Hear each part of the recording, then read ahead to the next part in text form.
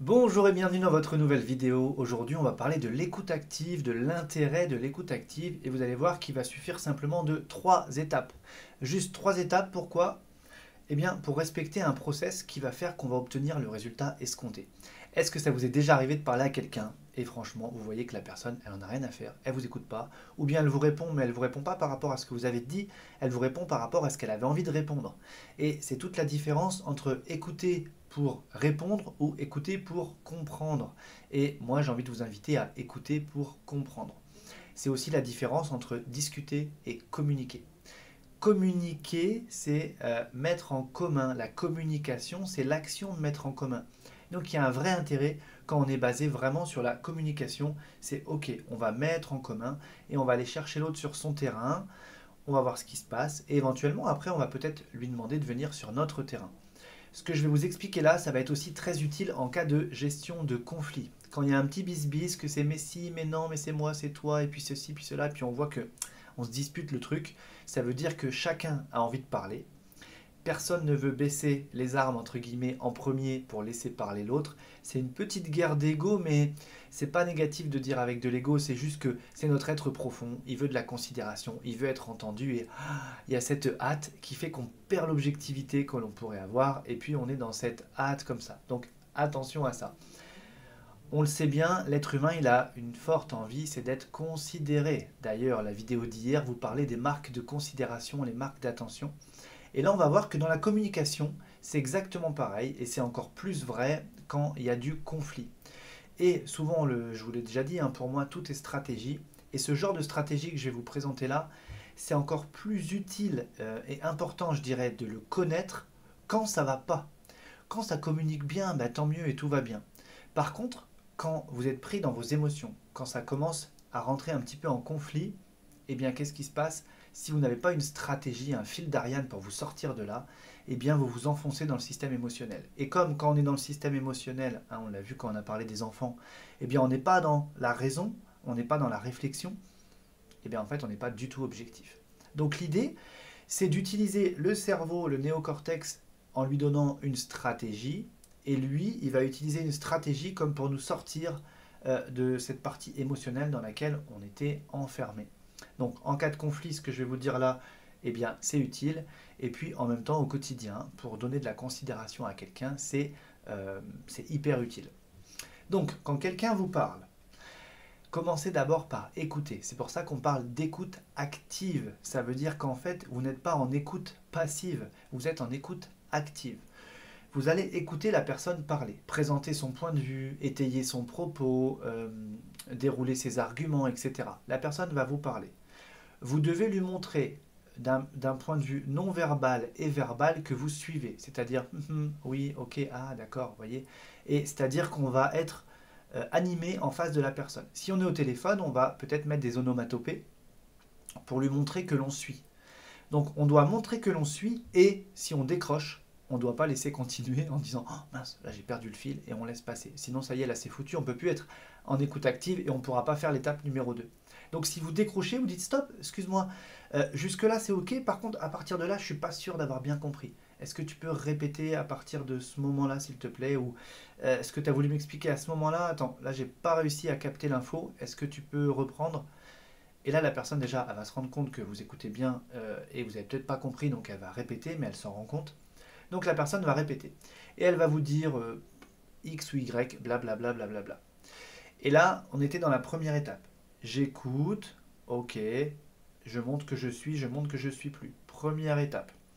La deuxième étape, comment ça va se passer? La deuxième étape, c'est qu'on va devoir aller, on va appeler ça la relance en fait. C'est-à-dire que vous allez me dire par exemple, je sais pas, il y a un mois, je suis parti en vacances avec des amis et bon, on est quand même parti assez longtemps, mais c'était super. Et bien, vous pouvez très bien me répondre, ah oui, d'accord. Sauf qu'on se rend compte, si on analyse bien, que dans cette phrase, soit je dis oui, ah ok, d'accord, et je valide tout un tas d'éléments dont j'ai pas les infos, mais je peux aussi imaginer qu'il y a certains mots dans cette phrase, c'est un petit peu comme les dossiers dans l'ordinateur. Si je fais un double clic, ça ouvre une arborescence et je peux en savoir plus. Quand tu me dis, et là on va demander à la personne, c'est là où la relance, vous voyez, on va aller questionner sur ce qui a été dit. C'est pour ça qu'on écoute bien en étape 1 ce qui a été dit. En étape 2, on reprend ce qui a été dit et on va cliquer sur certains mots. Et on va dire par exemple, mais quand tu me dis que tu es parti en vacances, c'était où? Et là, la personne va vous redonner du détail. Ah ouais, donc c'était bien, c'est-à-dire le c'était bien, elle va vous le redévelopper. Et vous allez vous rendre compte comme ça que très souvent, quand quelqu'un vous sort une longue phrase ou un petit discours, un petit dialogue, eh bien vous pouvez aller cliquer à plein d'endroits pour questionner, reprendre de l'info. Et c'est comme si vous passez dans un niveau de profondeur au niveau des informations.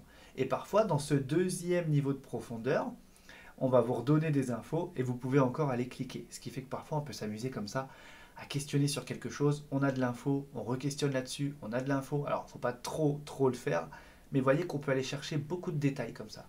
Et là ça veut dire je m'intéresse à ce que tu me racontes. Donc soit je clique sur un mot, soit je vais reprendre un terme et je vais répéter d'une manière interrogative. Tu vois, hier je suis rentré tard, t'es rentré tard. Et là je dois faire un contact visuel, silence, contact non verbal, silence. Donc c'est-à-dire je répète à la forme interrogative, je fais un contact visuel et je fais du silence. Donc hier soir je suis rentré tard. T'es rentré tard. Et là on attend. Vous regardez la personne et vous attendez, vous dites rien. Et vous allez voir que c'est la personne qui du coup va forcément en fait vous redonner de l'information tout simplement. Donc je répète, étape 1, on écoute, on montre que l'on suit, on montre que l'on suit plus. Étape 2, on relance, soit je clique sur certains mots et je questionne, soit je reprends la phrase de manière interrogative avec contact visuel, donc non verbal, silence et forme interrogative. Et là j'attends, la personne va me redonner. Et à la fin, troisième étape, il y aura le résumé. Et c'est là où on va reprendre les choses. Donc, et on va dire par exemple, donc, si j'ai bien compris, ce que tu m'as dit, c'est que tu es parti en vacances à tel endroit, que c'était super parce que nanani, nanana, que finalement, les personnes qui étaient là, vous étiez 5-6 personnes entre amis, que tu connais depuis X temps, vous voyez, on aura eu des infos, et vous finissez par, c'est ça? Et là, la personne, vous allez voir, c'est là où c'est magique, c'est qu'elle va vous dire oui, mais pas oui avec sa bouche. Alors, elle va le dire oui avec sa bouche, elle va dire oui avec son corps, et ça, c'est ce qu'on appelle un oui physiologique. Donc, au lieu de vous dire oui, oui, c'est ça, elle va vous dire oui, c'est ça. Et il y a tout le corps qui va dire oui. Et ça veut dire ça y est. Ah, ça y est, j'ai été compris, j'ai été reconnu, j'ai été entendu. Et ça, c'est ce que l'être humain veut quand il explique quelque chose à quelqu'un. Donc, on écoute, on relance et on fait le résumé. Et le résumé, on reprend avec les détails et on finit par c'est ça? Et on attend. Et la personne va nous faire un oui physiologique. Si on n'a pas ce oui physiologique, ça veut dire qu'il faut reprendre l'étape du dessus. Et si vraiment on n'arrive pas à l'étape du dessus, c'est qu'il faut remonter à l'étape numéro 1 où on n'a vraiment peut-être pas bien écouté. D'accord? Donc si c'est quelque chose d'assez long, prenez des notes. Si c'est une petite discussion, amusez-vous à retenir quelques mots-clés. Et tout de suite, vous re-questionnez sur ces mots-clés. Et à la fin, vous faites une petite reformulation. D'accord? Le résumé, c'est une petite reformulation. Donc si j'ai bien compris, ce que tu viens de me dire, c'est que nanana, nanana, nanana, c'est ça? Oui, et là on a le oui physiologique. À partir de là, ça y est, c'est OK. On ne présentera son point de vue qu'une fois qu'on a obtenu le oui physiologique de l'autre. Sinon, ça voudrait dire quoi? Je veux parler alors que tu ne te sens pas considérée, entendue et comprise. Vous voyez? Donc, ça ne pourrait pas aller. Donc, il faut absolument qu'on ait ce oui physiologique et après seulement, nous, on va pouvoir présenter notre point de vue. Et c'est ce qui fait que quand il y a un conflit, on a tous les deux envie de parler en même temps. Il faut se dire, ok, je prends sur moi, vas-y, je t'écoute. Et là, on écoute. Et là, on questionne.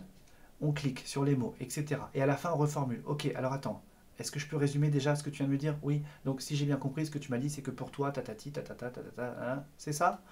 Oui, c'est ça. Et vous allez voir que ça lâche. Ok, est-ce que maintenant, je peux t'expliquer ma vision des choses? Ouais, vas-y. Et vous allez voir que la personne va être super enclin à ce que vous puissiez lui expliquer votre point de vue à vous. Petite anecdote, parce que j'ai vécu ça une fois et j'ai remarqué à quel point la technique était puissante. C'est que je me pointe comme ça au SAV, j'avais acheté un truc, je sais plus, ça devait être à Cora ou un truc comme ça. Bon bref, j'achète un appareil électronique, il fonctionne pas, j'ai fait beaucoup de kilomètres. J'arrive au SAV et je suis pas content. Donc vous voyez, je suis dans mes émotions, je suis pas content, puis j'ai envie qu'on me reconnaisse, qu'on m'écoute, qu'on m'entende, qu'on considère mon insatisfaction qui est très justifiée. Donc j'y vais et là, je vois le gars, il prend quoi? Il prend un petit post-it et il m'écoute parler. Et il note, ok. Et il me dit, donc si j'ai bien compris, monsieur Lefebvre, c'est que nanani nanana. Et là, il reprend tout ce que j'ai dit.